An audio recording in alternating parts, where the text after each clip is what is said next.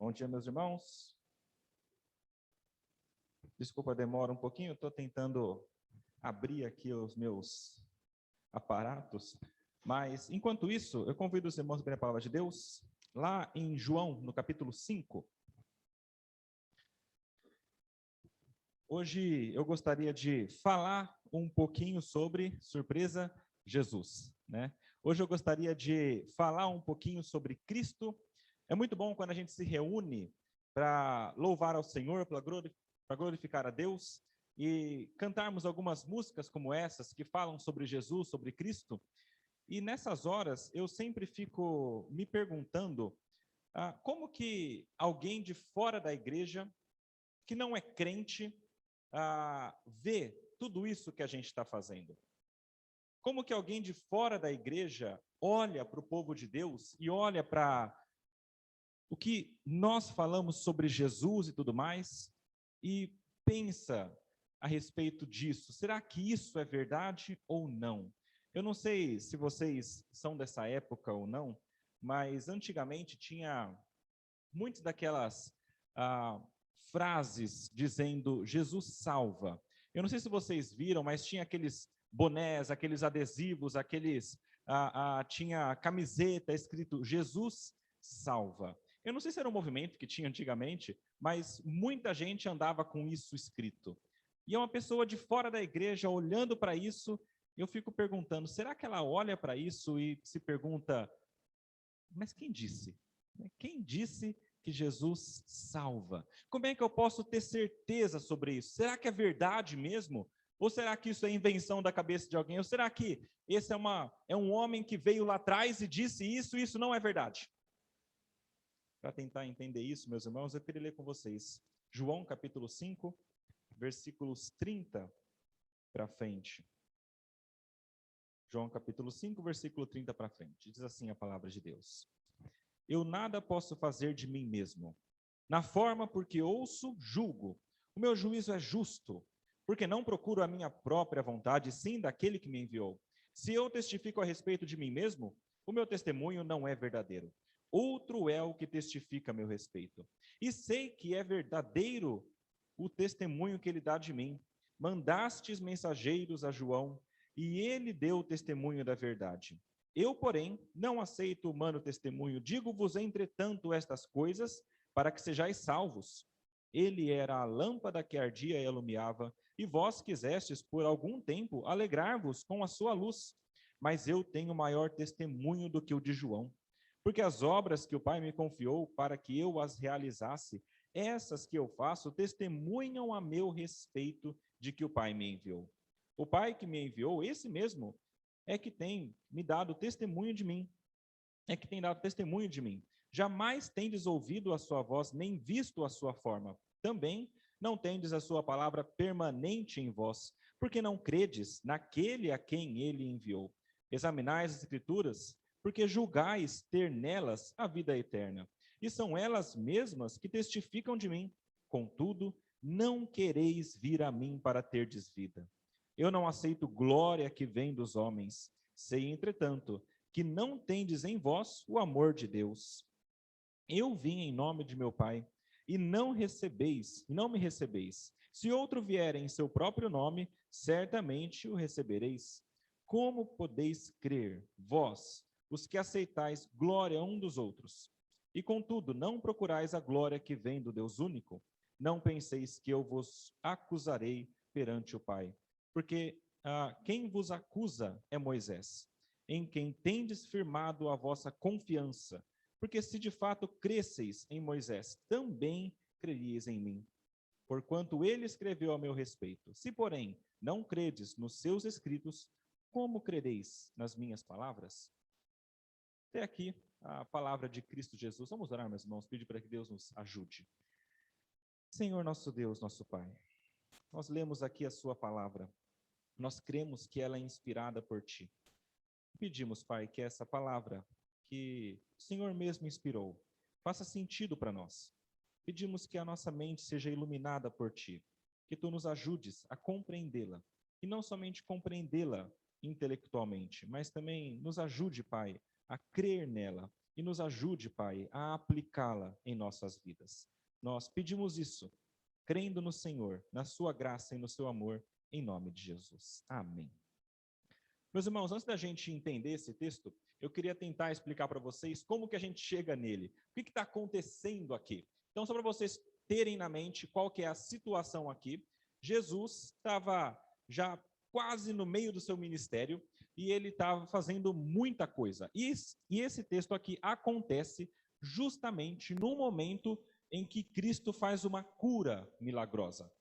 Ele está em um local chamado Betesda, onde tem um tanque, era uma piscina onde vinha várias pessoas para tentar ser curadas.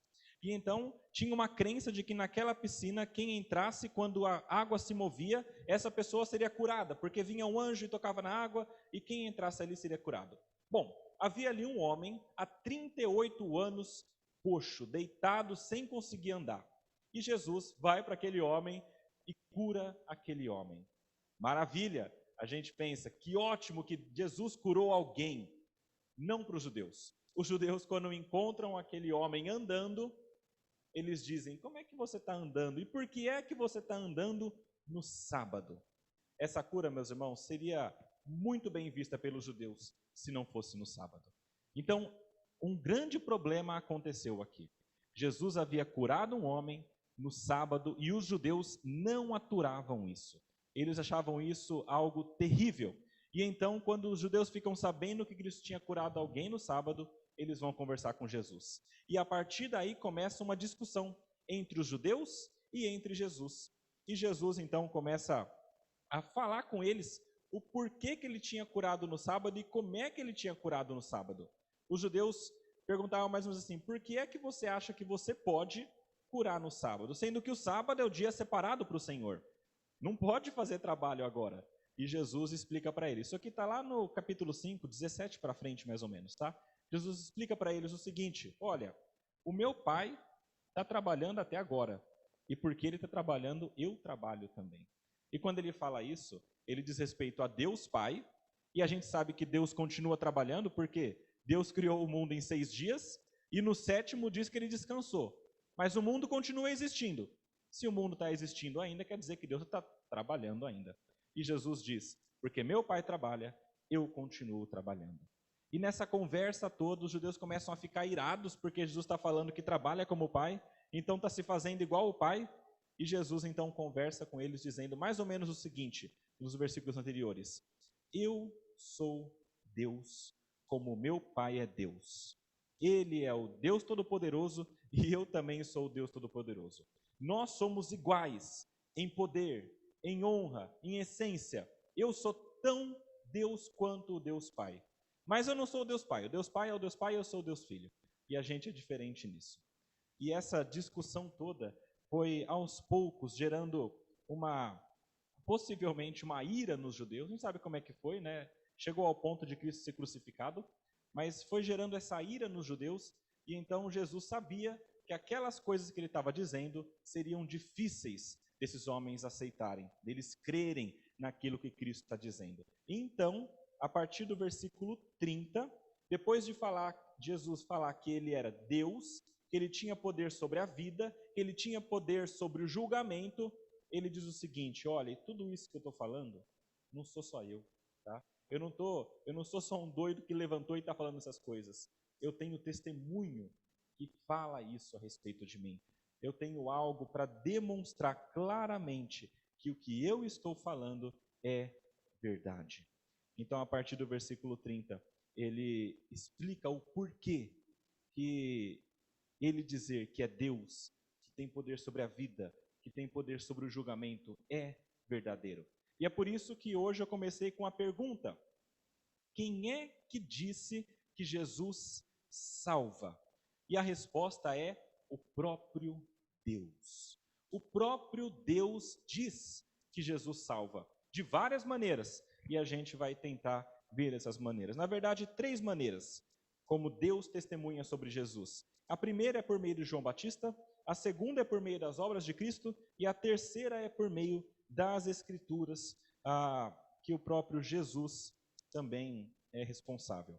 Então, a primeira coisa para a gente poder entender aqui, meus irmãos, é que Deus de fato testemunha sobre Jesus. Veja aí no versículo 30 do texto que a gente está lendo, diz assim: eu nada posso fazer de mim mesmo na forma porque ouço julgo. O meu juízo é justo porque não procuro a minha própria vontade, sim a daquele que me enviou.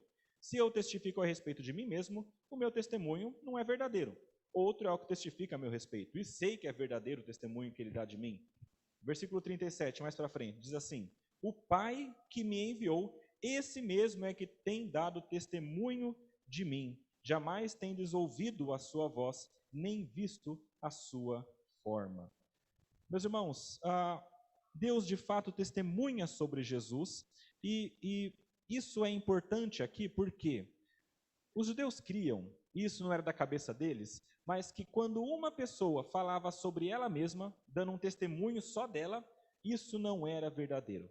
E na verdade a gente pensa assim também, né? Se alguém levantar ali agora e falar, eu sou o Deus Todo-Poderoso, o que a gente já pensa? Não, é mais um doido que levantou, né? É mais alguém que está falando, está variando e está falando alguma coisa que não é verdadeiro. E os judeus criam nisso. Os judeus tinham um entendimento mais ou menos assim: uma coisa só é verdade quando 2 ou 3 pessoas testemunham sobre isso.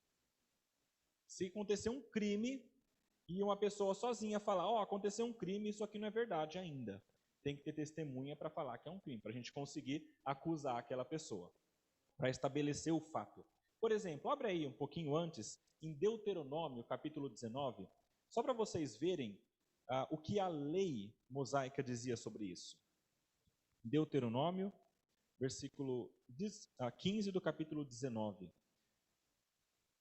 Isso aqui é só para vocês terem um texto base sobre essa questão também, tá?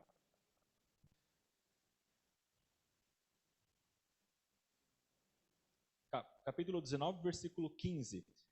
E esse texto é só um deles, tá? Tem muitos outros na Bíblia que comprovam essa mesma ideia, tá bom? Mas lá fala o seguinte: uma só testemunha não poderá se levantar contra alguém por qualquer iniquidade ou por qualquer pecado, seja qual for que cometer.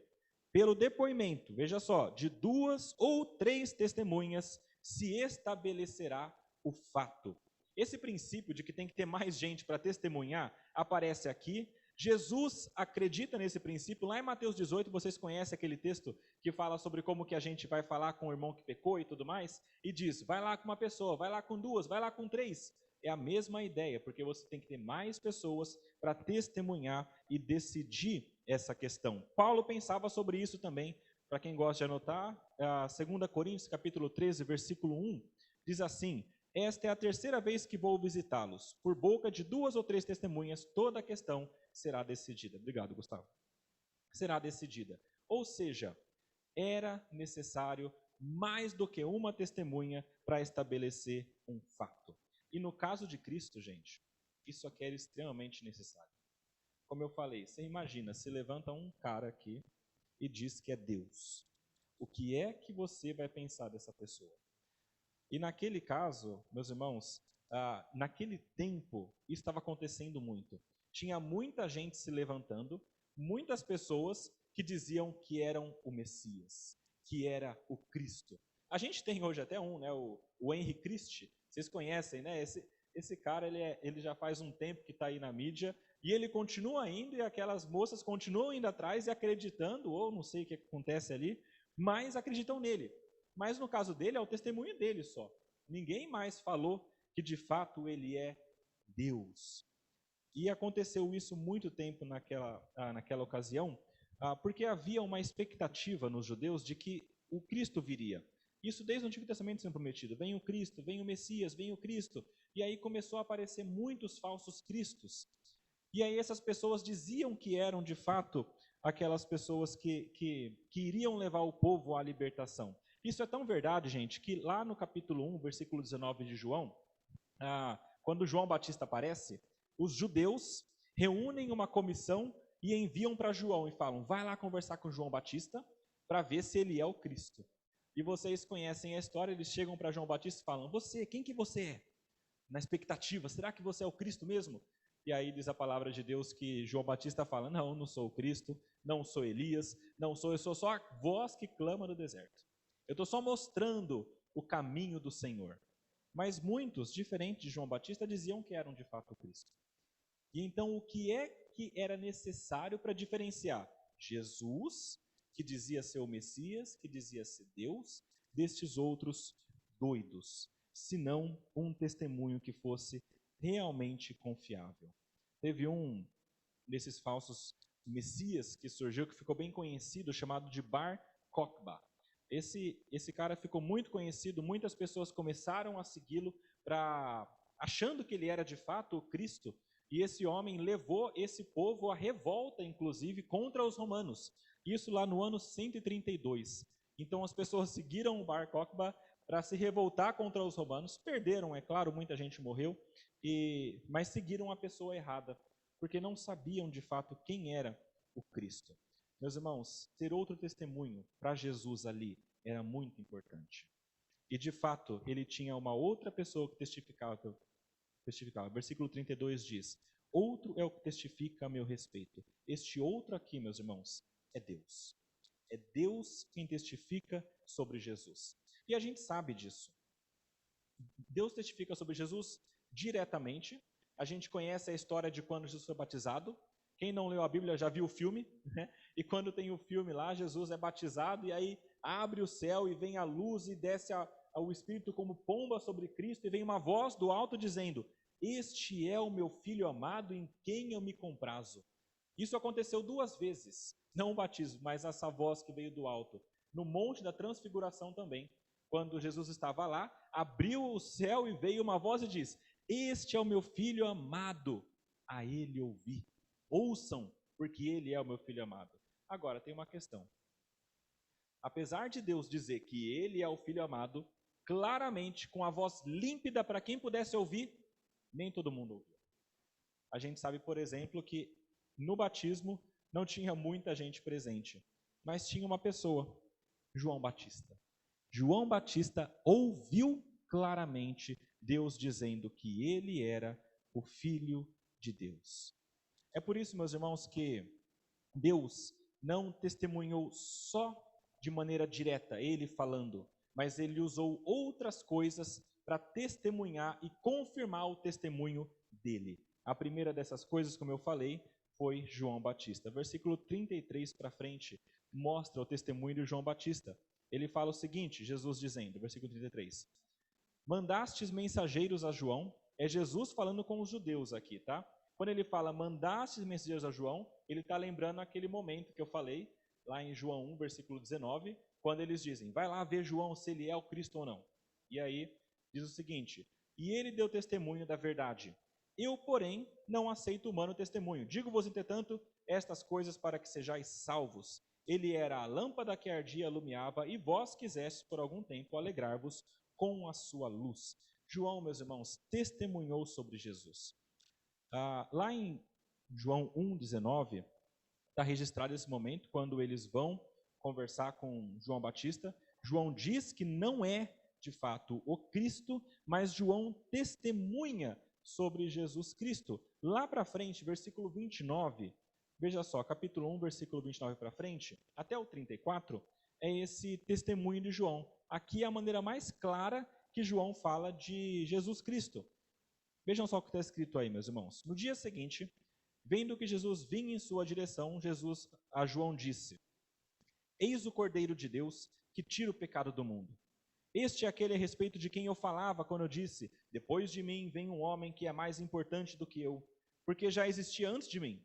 Eu mesmo não o conhecia, mas vim batizando com água a fim de que fosse ele manifesto a Israel. E João testemunhou dizendo: viu o Espírito, João testemunhou dizendo: viu o Espírito descer do céu como pomba e pousar sobre ele. Eu não o conhecia. Aquele, porém, que me enviou a batizar com água, que é Deus, me disse: aquele sobre quem você vir descer e pousar o Espírito, este é o que batiza com o Espírito Santo. Pois eu mesmo vi e dou testemunho de que ele é o Filho de Deus.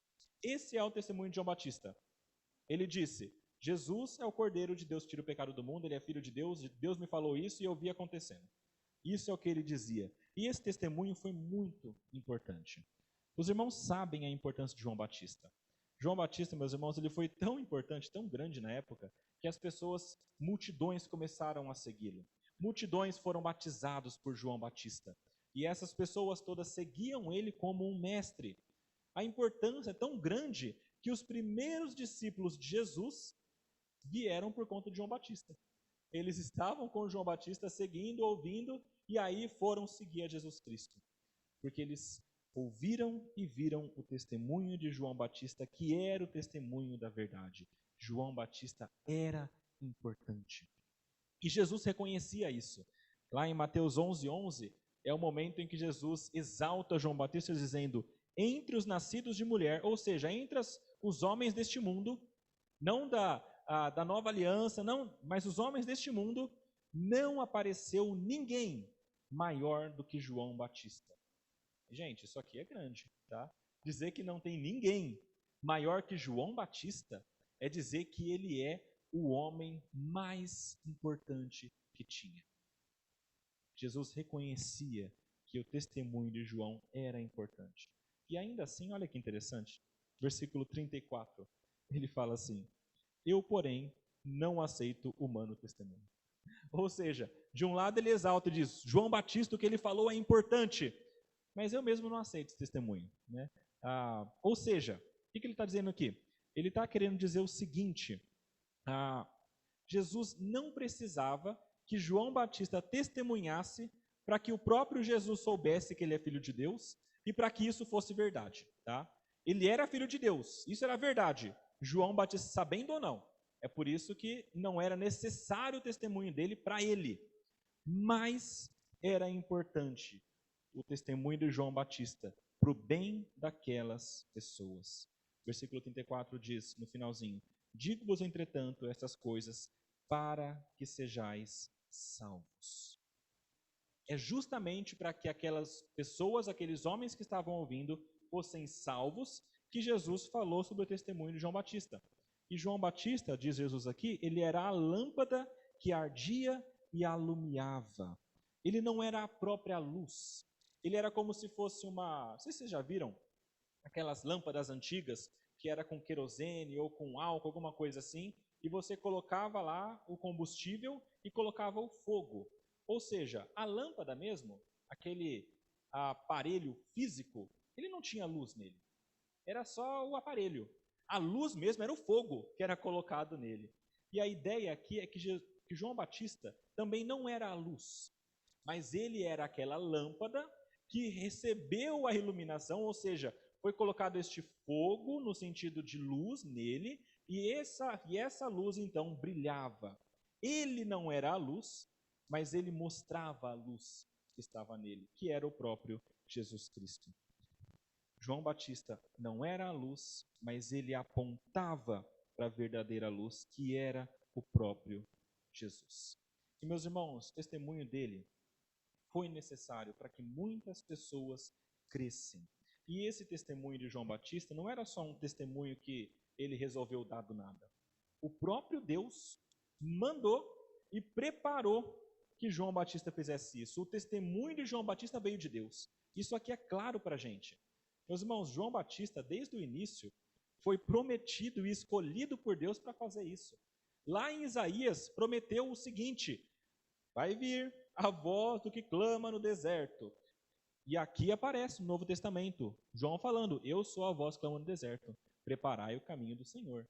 Eu sou a voz que está apontando para Cristo. João Batista foi preparado desde o ventre da mãe.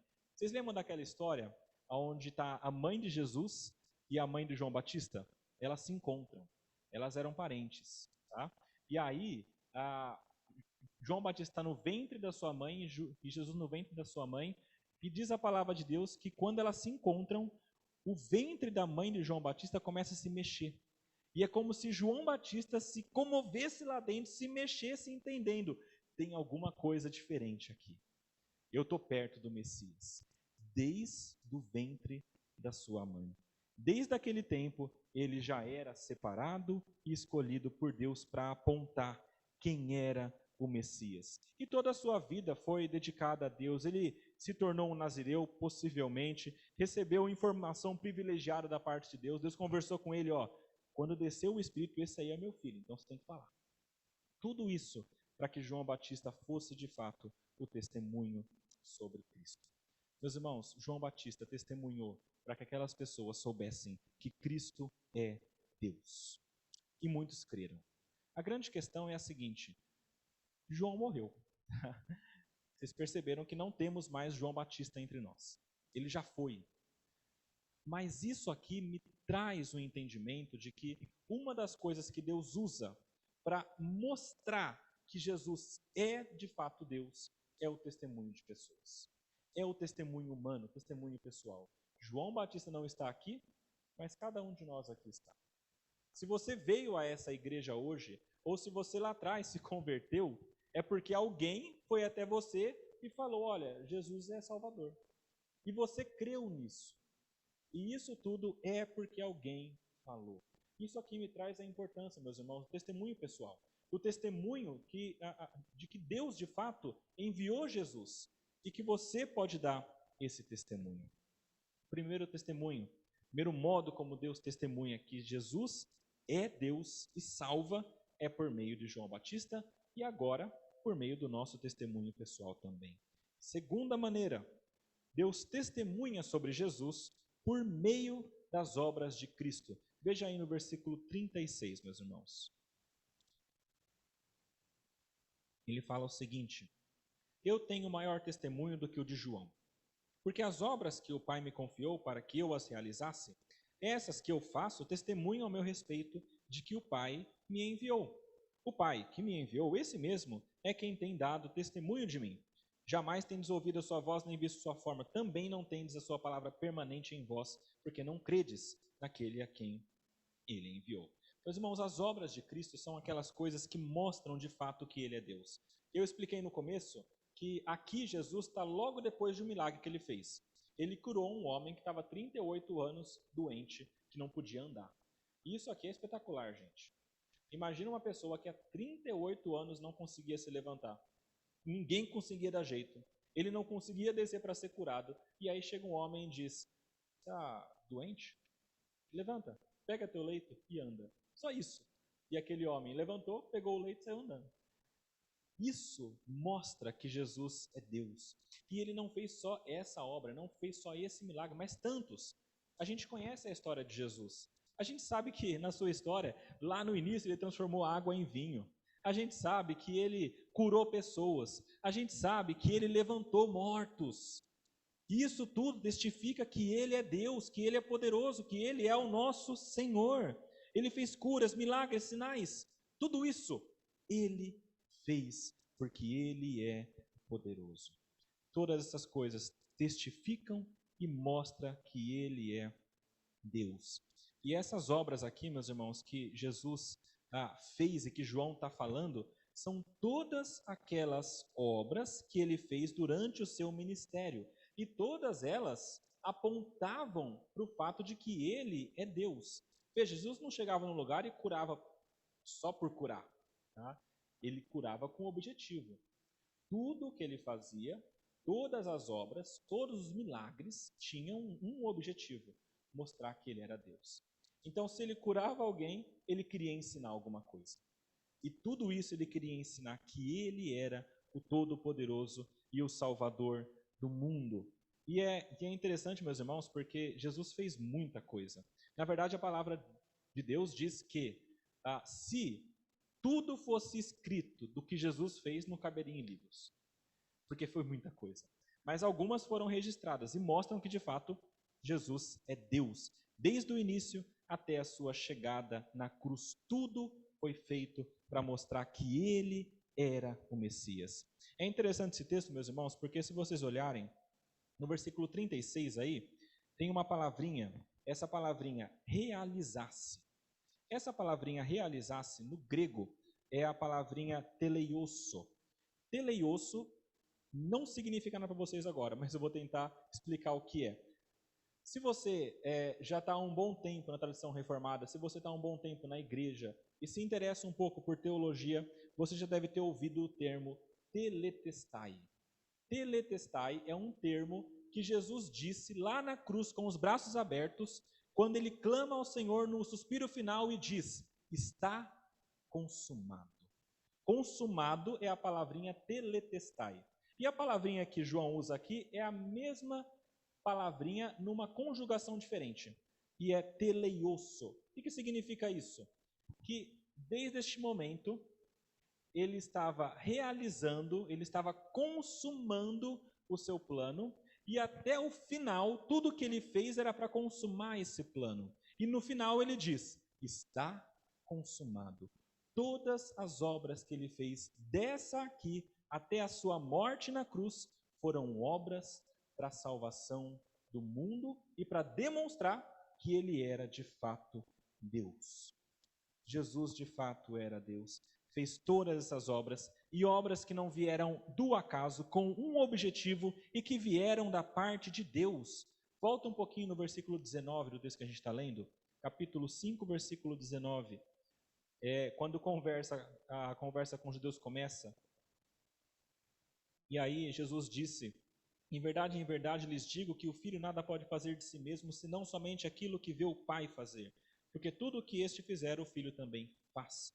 Porque o Pai ama o Filho e lhe mostra tudo o que faz, e maiores obras do que essas lhe mostrará, para que vocês fiquem maravilhados. Todas as obras de Cristo foi o próprio Deus Pai que deu para que Cristo realizasse. Tudo isso, Deus testemunhando por meio das obras de Cristo, que Ele era Deus. E meus irmãos, apesar de tudo isso, todas as obras, curas, milagres, ressurreição e etc., os judeus não creram. Eu acho impressionante isso. Os judeus tinham um coração tão duro. Meus irmãos, é tão duro que se vocês depois lerem o texto sobre a cura do homem coxo, é uma das coisas que eu acho mais espetacular. Porque Jesus cura um homem há 38 anos, paraplégico, sem conseguir andar, e quando os judeus batem o olho naquele homem, que eles conheciam porque estava há 38 anos lá, eles falam: por que você está carregando o seu leito no sábado? Eles não falam: como é que você foi curado? Que coisa impressionante. Eles falam: por que você está quebrando o sábado? Percebe como que o coração é endurecido não consegue olhar para a maravilha, para a graça que Deus fez, mas consegue olhar para o cara que está quebrando o sábado na visão deles. Isso é coração endurecido. E eles tinham um coração extremamente duro. Apesar de tudo isso, eles não viram. Versículo 37 diz: Deus tem dado testemunho de mim, jamais tendes ouvido a sua voz, nem visto a sua forma, nem tendes a sua palavra permanente em vocês, porque não credes naquele a quem ele enviou. Apesar de tudo que estava acontecendo, eles não viam e eles não ouviam. Estava claro, estava evidente, mas eles não viam, eles não ouviam, eles estavam surdos e cegos. Meus irmãos, é impressionante isso. A gente está falando dos judeus aqui, mas vocês conhecem pessoas assim. Vocês conhecem pessoas que veem o que Deus está fazendo e ainda assim não veem. Que ouvem, mas não ouvem. Jesus, Deus, pela sua graça, faz coisas maravilhosas, espetaculares. E você olha aquilo e fala: Deus é bom, Deus é maravilhoso, como que Deus é impressionante, olha o que Ele está fazendo. E você glorifica a Deus. Você senta na sua mesa, olha o prato de comida e fala: Deus me deu isso, glória a Deus. Mas as pessoas muitas vezes olham para isso, no que você glorifica a Deus e falam: mas será que veio de Deus mesmo? Será que é? Ou será que não? Será que tem outra explicação para isso que está acontecendo? Por quê, meus irmãos? São pessoas que estão cegos e surdos, de corações endurecidos. Abram aí em Atos capítulo 28. Tem um texto que aconteceu aqui com Paulo. E é Paulo falando com os judeus aqui também. Então, Atos 28, versículo 25 a 28. Ele está citando uma profecia de Isaías aqui. E ele fala o seguinte, Atos 28, 25 a 28. Desde o versículo 26 fala assim, Vá a este povo e diga, bota um pouquinho, 25. Bem falou o Espírito Santo aos pais de vocês, por meio do profeta Isaías, quando disse: Vá a este povo e diga: ouvindo, vocês ouvirão e de modo nenhum entenderão. Vendo, vocês verão e de modo nenhum perceberão. Porque o coração deste povo está endurecido.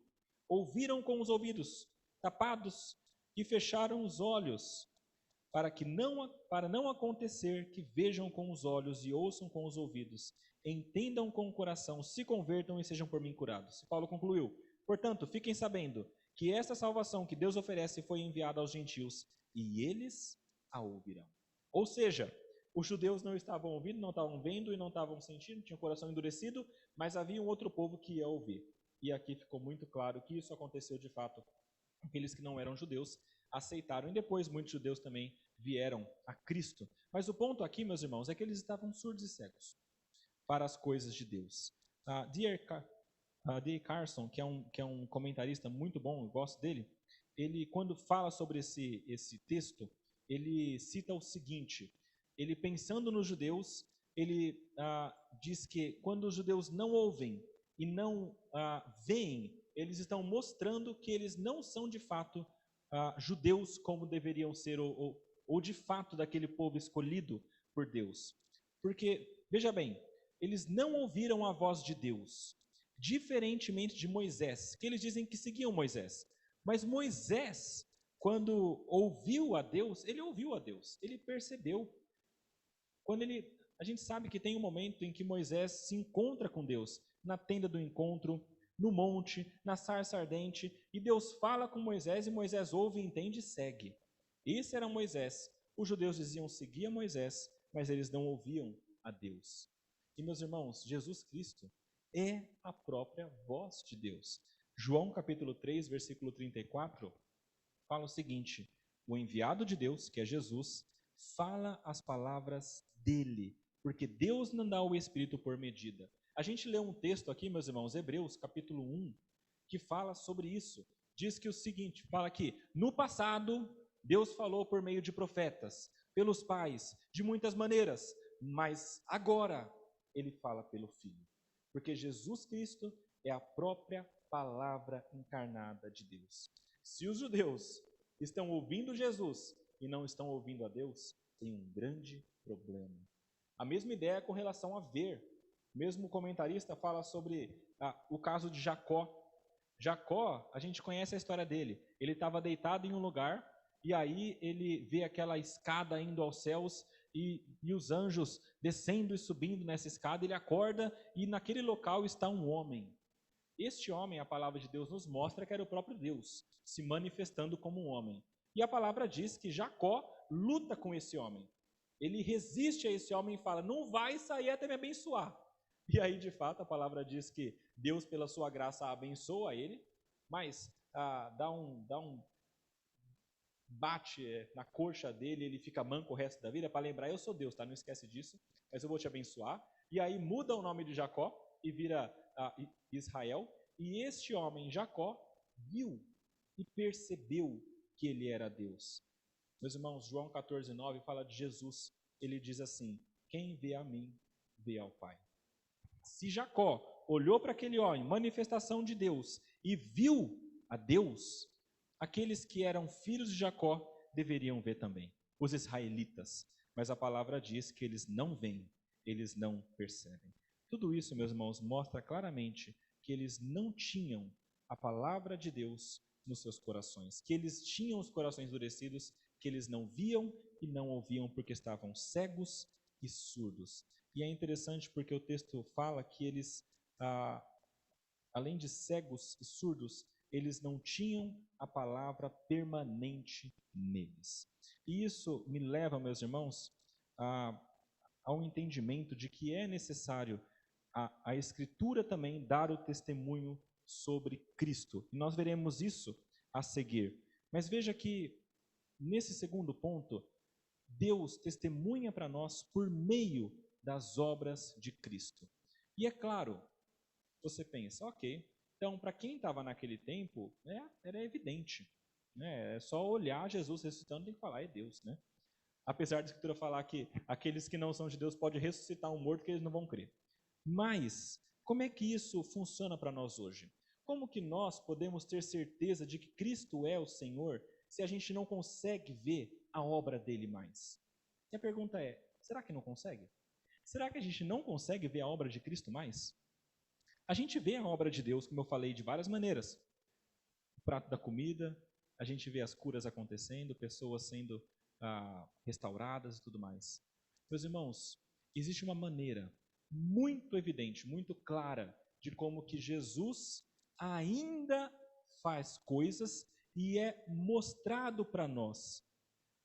Meus irmãos, quando Cristo morre naquela cruz, como eu falei, ele falou, está consumado, o sangue derramado, ele paga pelos nossos pecados. Nós vamos tomar agora a Santa Ceia, relembrando isso. E aquele sangue derramado, pagando os pecados, salva aqueles que são de Deus. E aqueles que são de Deus, salvos por ele, pelo sangue derramado, recebem da parte de Deus o Espírito Santo. O Espírito Santo entra, vamos dizer assim, no coração dessas pessoas, dá vida, e essas pessoas mudam. Meus irmãos, vocês querem a maior evidência de que Jesus é o Senhor? Olha para a vida de um convertido. Um verdadeiro convertido. Porque você vai ver uma pessoa que era de uma maneira e agora é de outra. Que matava e não mata mais. Que roubava e não rouba mais. Que furtava, agora trabalha. Que mentia, agora fala a verdade. Que era destemperado, agora ele se controla. Esse é o testemunho que Deus dá por meio da obra de Cristo. A obra de Cristo salva a gente. E quando ele salva e muda, é a obra. Então, quando você olha para uma pessoa que foi modificada, você tem que falar, glória a Cristo. Eu vejo que Jesus fez a obra e continua fazendo. E se você quer levar pessoas a Cristo, mostre com a sua vida. Porque por meio da sua vida você mostra que Deus transformou alguém que era pecador em alguém que agora é um pecador convertido buscando santificação. Meus irmãos, Deus mostra que Jesus é Deus e é Salvador por meio dos convertidos, por meio de nossa vida. E em terceiro lugar, um testemunho que Deus dá também é por meio das Escrituras. Versículo 39 para frente. Veja o que está escrito aí, meus irmãos. 39 até o 47. Ele fala assim: examinais as Escrituras, porque julgais ter nelas a vida eterna, e são elas mesmas que testificam de mim. Contudo, não quereis vir a mim para terdes vida. Eu não aceito glória que vem de homens, sei, entretanto, que não tendes em vós o amor de Deus. Eu vim em nome de meu Pai, e não me recebeis. Se outro vier em seu próprio nome, certamente recebereis. Como podeis crer, vós, os que aceitais glória uns dos outros, e contudo, não procurais a glória que vem de Deus único? Não penseis que eu vos acusarei perante o Pai. Quem vos acusa é Moisés, em quem tendes firmado a vossa confiança. Porque, se de fato cresces em Moisés, também creríeis em mim, porquanto ele escreveu a meu respeito. Se, porém, não credes nos seus escritos, como crereis nas minhas palavras? Meus irmãos, aqui, essa última parte fala sobre a Bíblia, sobre a Escritura. E os judeus, meus irmãos, eles liam muito a Bíblia. A gente sabe que a cultura dos judeus, a sua religião, era muito focada nas Escrituras.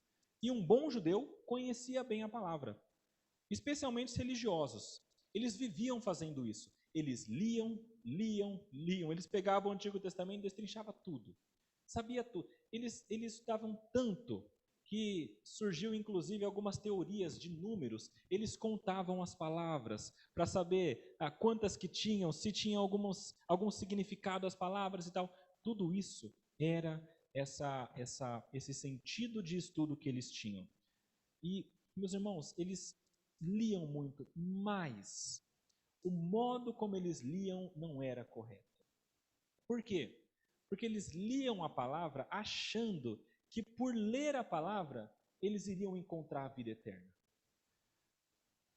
Ok, e aí você talvez me pergunte, ok, pastor, mas isso é mentira? Ou não é lendo a palavra que se encontra a vida eterna? É, mas de uma maneira diferente do que eles entendiam. A gente entende quando você lê a Bíblia te mostra a verdade te aponta para Cristo, você vai para Cristo e tem a vida eterna. O que eles entendiam era mais ou menos assim: você vai ler a palavra, você vai se encher da palavra, e você vai ler, e vai ler, e vai ler, e quanto mais você lê, mais vida você ganha. Tem até um Isso aqui nada de Jesus, nada de Messias, tá? É só por ler que você ganha. Tem um escrito dos judeus chamado Pirkei Avot, e ele dizia o seguinte, que é os judeus escrevendo: quanto mais estudo da lei, mais vida. E que se um homem guardar para si mesmo palavras da lei, ou ganhar para si mesmo palavras da lei, ele ganha para si mesmo vida no mundo vindouro. Ou seja, é pela leitura que ele ganharia a vida. Nada a ver com Cristo, no pensamento dos judeus. Isso me lembra, irmãos, de uma pessoa que conheci, era uma senhora, devia ter na época uns 40 e poucos anos, 50 talvez, e ela, crente, só que era de uma outra denominação e também não era daqui do Brasil, tá? Era de outro país. E aí ela falando comigo, ela falando o seguinte: Gabriel, veja bem, sem leitura bíblica, sem poder. Como eu falei de outra denominação, entendendo a questão do poder mesmo, de fazer coisas, né? E ela dizia: é por isso que eu leio muito a Bíblia. E eu leio muitos capítulos. E eu fico o dia todo lendo vários capítulos. E o meu sonho, eu quero ser igual a essa pessoa aqui, falou o nome do rapaz. Porque este homem, ele lê 50 capítulos por dia. E eu fico olhando, eu não consigo ler 5, 7 bem, eu vou ler 50? Será que ele entende tudo isso? Será que ele compreende o que está sendo escrito ali? Mas qual que é o entendimento? Não é exatamente o que você entende, não é exatamente o que está escrito, o que importa é ler. Era essa a ideia. É como se a Bíblia fosse um aparato místico, que você lê e as palavras entram em você e te fazem mais poderoso no pensamento dela. E aqui nos judeus era algo parecido, não com relação a poder, mas com vida. Então eles liam para ter a vida eterna. E quanto mais lessem, mais vida eterna eles ganhavam. Essa era mais ou menos a compreensão, o entendimento.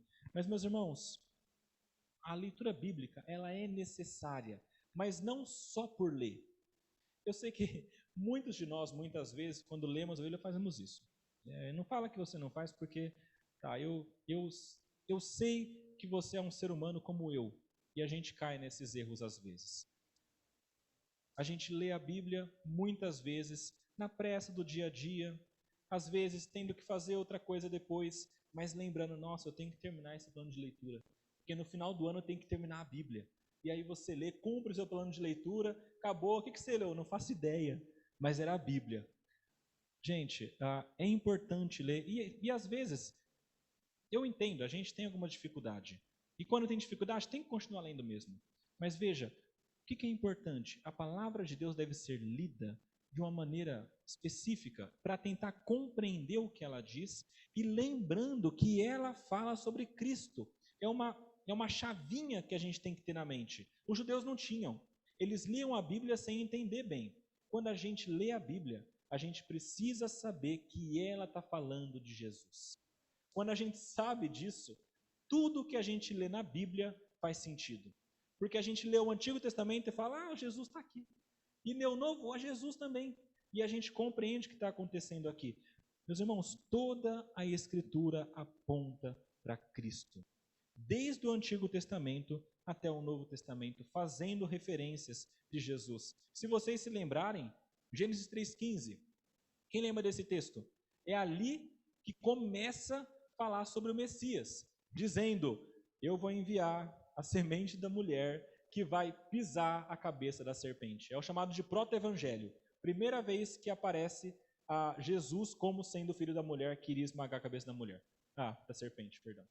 E meus irmãos, se vocês voltarem um pouquinho, Gênesis 1, vocês verão ali Jesus também. A palavra diz que no princípio criou Deus os céus e a terra era, porém, sem forma e vazia. Disse Deus: haja luz. Disse Deus, o Logos falado. João capítulo 1 fala isso também. Ele estava no início, desde o início, e nada do que foi feito sem ele teria sido feito, porque ele foi o meio pelo qual as coisas foram criadas. Colossenses fala isso também. Jesus Cristo, Gênesis 1, na criação. Gênesis 3, falando daquele que iria ser o Messias, que salvaria, e tantos outros. Isaías 9, Isaías 53, Salmo 2, Daniel 7. Tantos textos claros sobre Jesus. Mas não só os textos claros, meus irmãos. existem muitos outros textos do Antigo Testamento que apontam para Cristo, mas que não são tão claros assim. E a partir, meus irmãos, de João 6, isso fica muito claro. Eu até pediria para abrir, mas seria muita coisa para ler, mas a partir do capítulo 6, depois vocês leiam em casa, é muito interessante, porque João começa a falar sobre festas judaicas e sobre coisas do Antigo Testamento. E é muito legal, porque você vê, por exemplo, João 6, ele começa a falar sobre o pão da vida. E João fala assim, sobre Jesus falando com eles: no passado, vocês ganharam o maná, e caiu o maná do céu. E isso era provisão para vocês. Mas eu digo para vocês uma coisa: o pão do céu, verdadeiro, o pão da vida, sou eu. Maná do Antigo Testamento, ele fala, era sobre mim.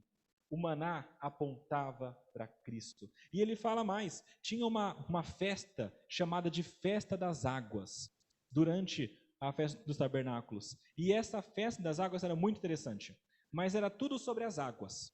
E as águas eram vistas como aquilo que Deus dava de provisão. Lembrando o tempo do deserto, quando eles andavam sem água, aí saiu água da rocha e tudo mais, e eles lembravam disso, louvando a Deus, dizendo, é Deus quem dá a água.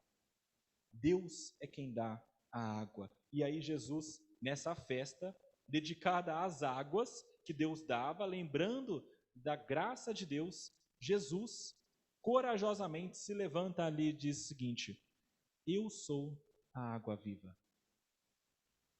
Ou seja, essas águas todas do Antigo Testamento, do deserto, que foram dadas, que vocês fazem festa até hoje, apontava para mim.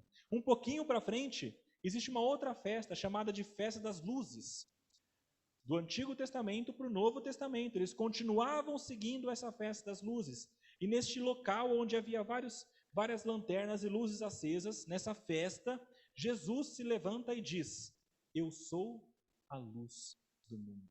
Ou seja, aconteceu no Antigo Testamento, como o maná, como a água, essas luzes também, essas festas acontecendo, apontando para Cristo. E meus irmãos, tantas outras coisas. Os cordeiros que eram matados diariamente, anualmente, mostrando que haveria de vir o Cordeiro de Deus que tira o pecado do mundo. Meus irmãos, Jesus, desde o Antigo Testamento, foi sendo testificado e testemunhado pela Escritura. Isaías 61 é um desses textos que fala sobre isso, e Jesus até chegou a ler esse texto ali, num certo dia entrou na sinagoga, abriu o rolo de Isaías, capítulo 61, e começou a ler. E aí ele falou, esse dia se cumpriu, eu sou essa pessoa. Os judeus ficaram meio doidos com Jesus, lá em Lucas 4, quiseram matar ele, levaram para matar e não conseguiram, porque era Cristo. Cristo desapareceu ali do meio deles, eles não conseguiram. Mas todos os textos mostrando que Jesus é o Salvador, desde o Antigo Testamento, testemunhado até o Novo Testamento. Os judeus, então, eles liam a palavra, eles liam a Escritura, mas eles não criam, não compreendiam e não seguiam. Possivelmente por conta de um coração endurecido, que não tinha a palavra permanente neles e que tinha uma certa soberba ao ler a Bíblia. Ou seja, quando eles liam, achavam que só por ler e pelo entendimento deles, eles iriam conseguir a vida, ao invés de entender que é Deus quem dá toda essa compreensão. O coração deles estava endurecido por conta do louvor dos homens que eles aceitavam. Veja aí no versículo 41, que interessante, meus irmãos. Jesus fala sobre a palavra e ele diz o seguinte, eu não aceito glória que vem dos homens. Jesus falando que não aceitava. Sei, entretanto, que não tendes em vós o amor de Deus. Eu vim em nome de meu Pai e não me recebeis. Se outro vier no seu nome, certamente o recebereis. Como podeis crer, vós que aceitais glória uns dos outros e contudo não procurais a glória que vem do Deus único? Meus irmãos, Jesus não aceita nem o testemunho de homens, porque não era necessário para ele, e não aceita também a glória que vem de homens, diferentemente dos judeus. Por que é que os judeus não criam na palavra de Cristo? Porque crer em Jesus significava perder muita coisa.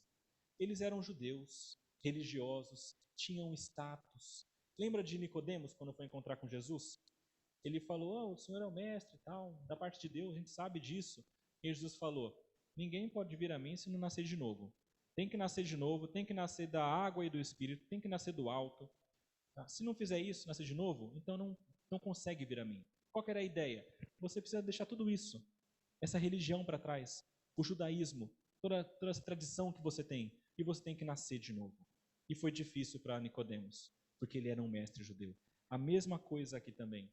Esses homens judeus teriam de deixar tudo o que eles eram para seguir a Jesus. Isso significa deixar o louvor de homens. É por isso, meus irmãos, que às vezes apareciam alguns messias e muitos seguiam. Porque assim como nos dias de hoje, se alguém fala uma coisa que a gente gosta de ouvir e que não tem que abrir mão de nada, a gente segue. Eles faziam isso. Aparecia um que falava que era Messias, não dizia nada que era ruim de ouvir e o pessoal ia atrás. Louvor de homens. Está falando que eu sou bom, está falando que eu posso, está falando que eu consigo. Diferentemente do que Jesus trazia. Jesus trazia muitas vezes dificuldade, ônus, sofrimento. E hoje é assim também. Se você crê em Jesus, é possível que você tenha tido muitas perdas na vida. Perdas de amigos, perdas de pessoas familiares, perdas de pessoas que não confiam mais em você, muita coisa, emprego, dinheiro e tudo mais. Porque é necessário, muitas vezes, abrir mão de coisas para nós crermos de fato em Cristo. Os judeus não estavam dispostos, corações endurecidos, sem a palavra neles e sem o amor de Deus. E no finalzinho aqui, Jesus deixa muito claro isso, ainda evidenciando como que eles eram incoerentes. Versículo 45 é muito interessante, porque ele fala que os judeus eram incoerentes e falam que eles seriam julgados por isso. Diz assim, não penseis que eu vos acusarei perante o Pai. Quem vos acusa é Moisés, em quem tendes firmado a vossa confiança. Porque se de fato cresces em Moisés, também crereis em mim, porquanto ele escreveu a meu respeito. Se, porém, não credes nos seus escritos, como crereis nas minhas palavras? Era muito incoerente os judeus. Por quê? Estudavam a Escritura, diziam isso. Diziam confiar em Moisés, mas a Escritura que Moisés escreveu palavras sobre Jesus, eles não iam para Cristo, porque não queriam. É isso que fala a palavra. Eles negavam que era necessário ir a Cristo, e isso mostrava que eles não eram seguidores de Moisés de verdade. E Jesus aqui, ele diz assim, apesar de eu ser o Senhor do julgamento, lembra que no texto anterior ele falou isso, eu sou Deus, Filho de Deus, tenho poder sobre a vida e sobre o julgamento. Aqui ele diz, apesar disso, não sou eu quem vai julgar vocês, é o próprio Moisés. Eles tinham naquele tempo, meus irmãos, um entendimento de que talvez Moisés continuasse intercedendo por eles. Teve um momento lá no Antigo Testamento que Moisés subiu ao monte e intercedeu pelo povo. O povo tinha feito bezerro de ouro, tinha feito muitas coisas erradas, e Moisés foi lá e falou com Deus, Senhor, tem misericórdia, não mata o povo, não faz isso, por amor a mim, não sei o quê. E aí Deus dá uma chapuletada, ele fala, eu vou ter misericórdia de quem eu quiser, eu vou salvar quem eu quiser, não é com você isso, mas ainda assim, ele teve misericórdia do povo. E aqui eles entendiam que talvez Moisés continuasse intercedendo pelo povo dessa maneira. E o que Jesus fala é o seguinte, de Moisés vocês não vão ter intercessão. A única coisa que vocês vão ter é acusação, porque ele escreveu e vocês não estão seguindo. Meus irmãos, conhecer a Escritura e não seguir, e não ir a Jesus é algo terrível. O apóstolo Paulo fala o seguinte, que a lei, ela serve como uma demonstração do nosso pecado. Quanto mais a gente conhece a lei e a gente está no pecado, mais isso mostra que nós somos pecadores. Então a lei servia para mostrar o pecado. E aqui, meus irmãos, a mesma lógica pode ser aplicada. A Escritura aponta para Cristo. E se a gente conhece a Escritura e não vai para Cristo, isso exalta, isso mostra a nossa incredulidade, assim como mostrou também dos judeus. Meus irmãos, eu queria terminar esse momento nosso com algumas aplicações para a nossa vida, tá bom? A primeira delas é clara. creia que Jesus é o Filho de Deus. As testemunhas são muitas. Muitas. Nós temos a palavra de Deus, nós temos as pessoas que falam, nós temos o próprio Deus testemunhando em nosso interior que nós somos filho dele. Tudo isso mostra que, de fato, Jesus é o Filho de Deus. O próprio Deus testifica sobre isso. Não há por que duvidar.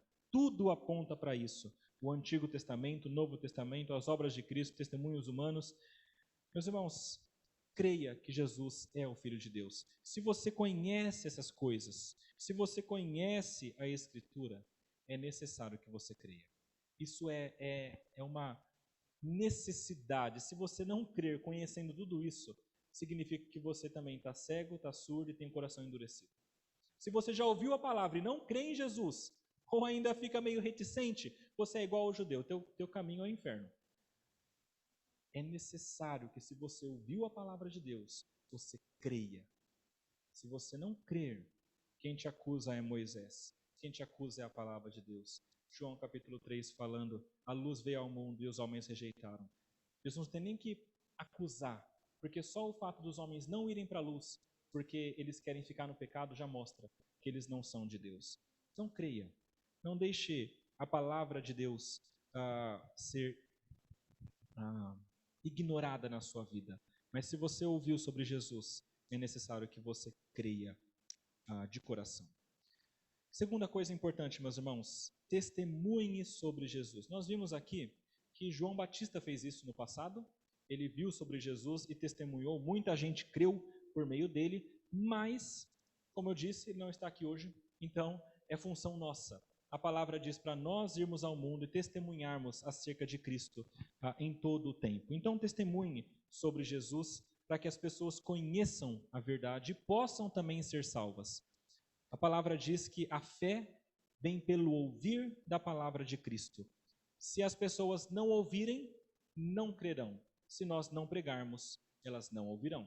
Então, a instrução é clara. Pregue o evangelho, mostre a verdade, testemunhe sobre Jesus. Em terceiro lugar, terceira aplicação que é importante para nós. Aprecie as Escrituras corretamente. Os judeus tinham a Bíblia, não liam corretamente e não encontraram a Cristo. A palavra de Deus, meus irmãos, é para ser lida corretamente. De que maneira? Em submissão a Deus. Vocês viram que no começo aqui eu fiz uma oração. Eu pedi, Senhor, ilumina a nossa mente. Fala o nosso coração, porque se não for Deus, a gente não compreende. Essa é a maneira correta, é em submissão a Deus, sabendo que é Ele quem vai te ajudar a compreendê-la. Aí você lê a Bíblia, sabendo também que a Bíblia fala sobre Jesus. Uma dica para você que quer compreender a Bíblia, em todo texto que você ler da Escritura, se pergunte, aonde está Jesus aqui? Às vezes vai ser difícil. Onde que está Jesus aqui? Falando do tabernáculo, né? Tem não sei quantos metros de altura, faz assim, né? Tem textos que é mais difícil mesmo, mas está lá. Tem outros que é muito claro. O nosso desafio é saber o que esse texto está falando sobre Jesus. Se você vai encontrar, porque Deus vai te ajudar. Se você tiver dificuldade, fale com os pastores, com as pessoas que estão aqui para auxiliá-lo nisso, tá? Mas leia a Bíblia corretamente. Dessa maneira você vai ser grandemente abençoado por Deus. E, em último lugar, meus irmãos, sigam a Jesus, mesmo se isso te causar algum ônus. Os judeus não queriam seguir a Cristo, porque significava que eles iam deixar tudo para trás. A religião, o status, o louvor de homens. Não busque louvor de homens, não busque a aprovação das pessoas, busque a aprovação de Deus. É a única que importa. Aqueles que buscam a aprovação de homens se perdem, como esses judeus aqui se perderam. Mas aqueles que entendem que a única coisa importante é a aprovação de Deus, vão seguir a Bíblia e vão seguir a Cristo. Paulo entendia isso. É por isso que Paulo, mesmo sendo judeu, mestre, fariseu, conhecido, tal, ele decide deixar tudo para trás. Ele fala assim, tudo isso que eu era, isso aqui para mim é lixo, é refúgio. Tudo isso é refúgio, é lixo, perto da sublimidade de Cristo.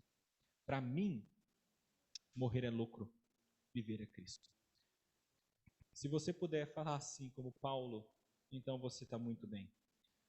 Como Paulo e como os discípulos, o que nós precisamos é seguir a Jesus, mesmo que isso traga ônus aqui, porque a gente sabe que muito maior e muito melhor do que a nossa vida aqui é a nossa vida eterna com Ele. As bênçãos, as glórias do futuro não se comparam com tudo que está aqui. Isso aqui tudo é pouco. O que nós temos lá na frente é muito maior. Olhe para frente, confie nisso e saiba que seguir a Cristo, apesar de muitas vezes trazer ônus aqui, o bônus é muito maior. Vamos orar, meus irmãos.